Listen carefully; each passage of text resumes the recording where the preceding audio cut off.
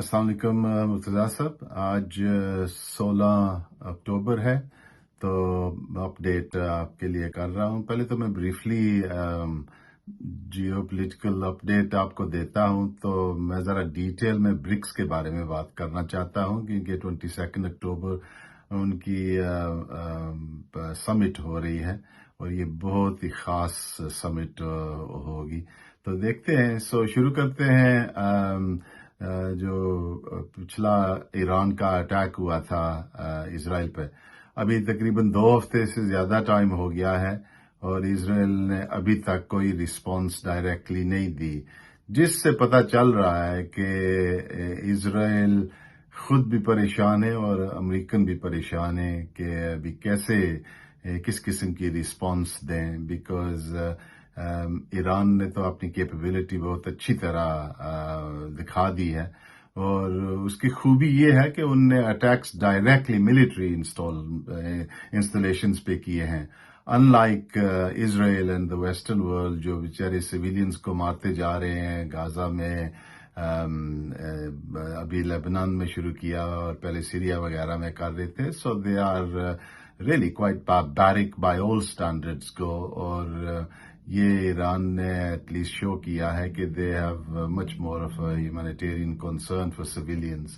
اور even Hezbollah نے جتنے بھی اٹیکس کیے ہیں تقریباً they been on military installations of Israel in Haifa and that's been an important thing. میں جو ریسنٹ حزب اللہ نے اٹیک کیا اس کے بارے میں بات کروں گا، لیکن ان ریسپانس ٹو ایرانز اٹیک امریکہ نے جو ہے نا ان کا سب سے جو top missile system, defence missile system, جس کو تھرڈ میسائل THAAD سسٹم ہے، اور اس کی جو ہے نا باؤنڈری کافی بڑی ہے compared to the Iron Dome that Israel uses، اور وہ تو بالکل یوزلیس نکلا ہے. اور اس کے ساتھ تقریباً 100 کے قریب فوجی بھی بھیجے ہیں کیونکہ اس سسٹم کو چلانے کے لیے امریکن ایکسپرٹیز چاہیے. تو جس سے پتہ چلتا ہے کہ امریکہ لانگر ٹرم کچھ تیاری کر رہا ہے اسرائیل کے ساتھ مل کے. لیکن سٹل ایران نے وارننگ دی ہوئی ہے کہ اگر ایران پہ اٹیک ہوا تو اس دفعہ ان کا بہت بڑا اٹیک ہوگا. اور اگر ایرانین انفراسٹرکچر پہ اٹیک کیا اسرائیل اور امریکہ نے، یعنی کہ آئل انسٹالیشنز یا نیوکلیئر سائٹس پہ، تو ان نے تو اسرائیل کی سب انفراسٹرکچر تباہ کر دینی ہے. سو دس از اندر کنسیڈریشن دیٹس بینگ. سو ابھی دیکھتے ہیں کیا ہوتا ہے.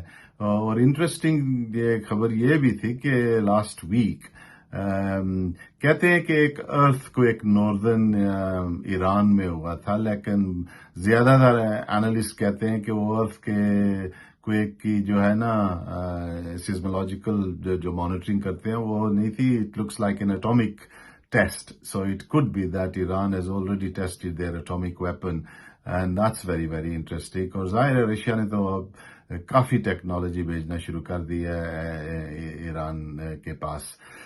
سو ابھی دیکھتے ہیں کیا ہوتا ہے. تو پھر حزب اللہ نے ریسنٹلی کافی زیادہ میسائلز لانچ کیے ہیں اور ہائفا پہ، کیونکہ زیادہ تر نیول اور ملٹری بیسز اسرائیل کی جو ہے نا یہ ہیں ہائفا میں، اور وہاں ان کا ایک گولانی بریگیڈ ہے جو ان کا ٹاپ اسپیشلسٹ بریگیڈ ہوتا ہے، اور وہاں 100 کے قریب جو ہے نا سولجرز 95 تو کہتے ہیں وونڈیڈ ہیں اور 4-5 کہتے ہیں ڈائیڈ. اور ان میں سنا ہے کہ ان کا chief of army staff senior general جو ہے نا وہ بھی مارا گیا ہے. So again these are direct attacks on military by Hezbollah, جس سے پتہ چلتا ہے کہ ٹھیک ہے ان کی سینئر ہائرارکی کو تو ان نے اپنی انٹیلیجنس کے تھرو ایلیمینیٹ کر دیا ہے، لیکن جو ان کی ٹیکٹیکل سائیڈ ہے اور ملٹری سائیڈ ہے حزب اللہ کا کوئی امپیکٹ نہیں ہوا، اور وہ ابھی کافی تیزی سے جو رسپانس دینا شروع کر رہے ہیں. سو ایک اور بھی نیوز آپ نے دیکھی ہوگی کہ ریسنٹلی یہ انفیکٹ یہ جو اٹیک آرمی بیس پہ حزب اللہ نے کیا اسی دن یا اسی کے ساتھ اسرائیل نے غازہ پہ اٹیک کیا. اور وہ کہاں کہ ان کے جو ہاسپٹل تھا، ہاسپٹل کے ساتھ بہت سارے ٹینٹس تھے کیونکہ فیسلٹیز نہیں تھی، جہاں ڈرپس وغیرہ بیڈز وغیرہ سب کچھ لگے ہوئے تھے پیشنٹس کے لیے. تو آپ نے دیکھا ہوگا خبروں میں کہ کیسے لوگ جل رہے تھے، اور یہ ویڈیوز پہ سب کچھ آ گیا ہے آن لائن. لیکن واشنگٹن نے کوئی کنڈیمنیشن نہیں کی، نہ یورپ نے کسی نے کی ہے، نہ برطانیہ نے کی، جس سے پتہ چلتا ہے کہ کتنے انہیومین یہ لوگ ہیں. This is a typical colonial mentality. It's disgraceful and it's disgusting and it's inhumane. تو اس سے پتہ چلتا ہے کہ the Western world has decided now کہ its power is waning. اور اسی لیے میں برکس کے بارے میں بات کرنا چاہتا ہوں کہ everything that is going on in the Middle East and in Gaza is related to what is happening with Iran and BRICS and Russia and China axis، اور اس کے بارے میں بات کروں گا. تو باقی ایک اور بھی انٹرسٹنگ خبر اس کے ساتھ تھی کہ اس دفعہ گلف اسٹیٹس نے، سعودی عربیہ، کویت، یونائٹڈ عرب امارات اور ایون جورڈن نے کہا ہے کہ اسرائیل کو وہ ایئر اسپیس نہیں استعمال کرنے دیں گے to attack Iran. Now, whether that is just verbal nonsense or whether it's genuine, کوئی پتہ نہیں ہے. I unfortunately don't have that much faith in these Sunni nations, I'm afraid. So, لیکن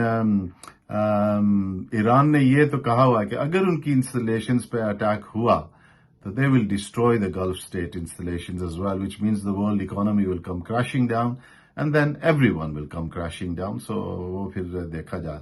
تو باقی بریفلی جو ہے نا یوکرین کے بارے میں تو میں نے شروع سے کہا ہوا تھا the war was lost within the first few weeks by the West and Ukraine. اور ایسٹیمیٹس ہیں کہ over 600,000 Ukrainians have been killed. کچھ تو ایسٹیمیٹس کہتے ہیں کہ 750,000 have been killed. Virtually all their technology, armaments, everything has been destroyed. جو کرسک میں جو ان نے انکرشن کی تھی وہ بالکل تباہ کی گئی یار.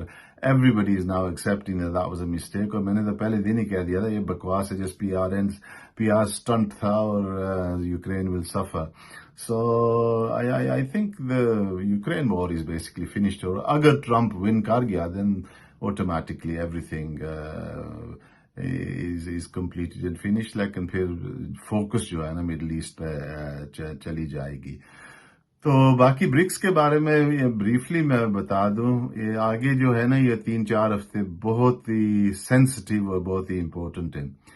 پہلے کیونکہ یونائٹڈ اسٹیٹس کا الیکشن 5 نومبر کو ہو رہا ہے، so only a few weeks to go, اور نظر آ رہا ہے کہ Kamala Harris is falling behind now and Trump is taking the lead once again despite all the effort by everybody to put Trump down. He is not a nice person, without a doubt. دونوں جو parties ہیں they are terrible war-mongering parties.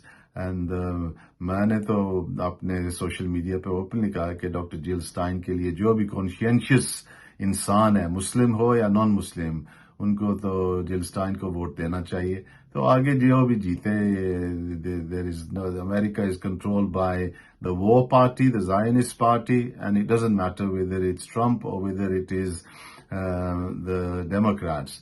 The only difference is کہ Trump سیدھی طرح کہہ دیتا ہے کہ میں آپ پہ اٹیک کرنا چاہتا ہوں، I don't like you, etc.